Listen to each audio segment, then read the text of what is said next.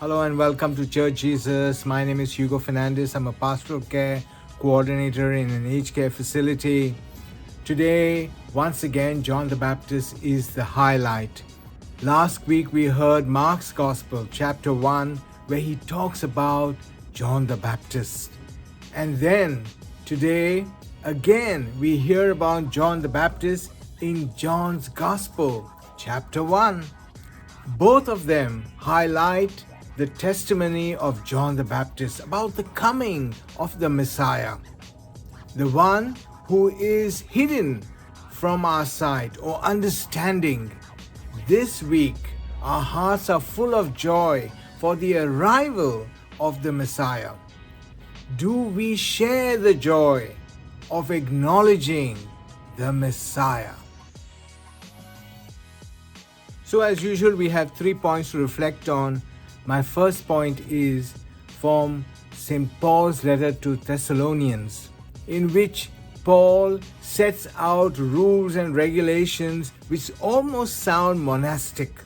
But of course, he is writing to the Christian community in Thessalonica, who were terrified as to what was going to happen to them because of the persecution taking place there. The political authorities and on the other side the diasporic Jews had it out for them.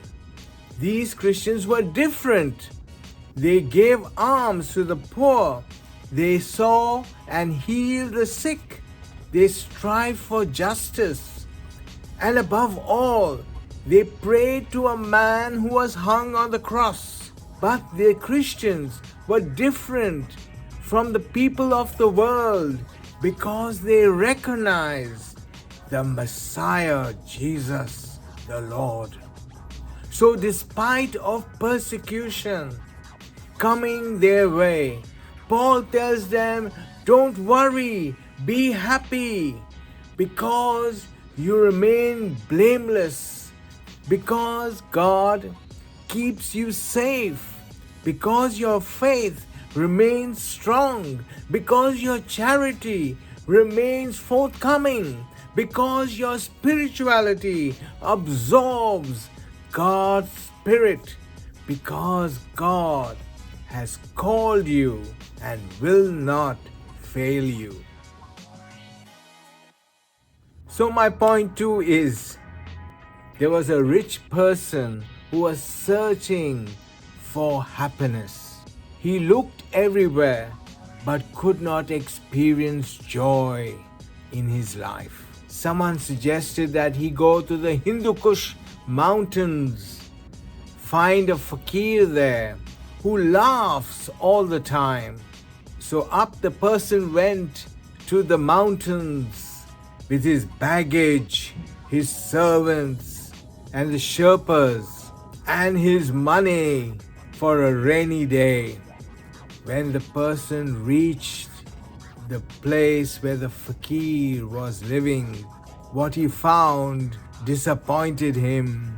He found a shriveled up man who kept on laughing as though he was a madman. Finally, he developed enough courage to go and ask the fakir the secret of happiness. The fakir laughed and pointed to his 5 fingers and said, "Come back tomorrow."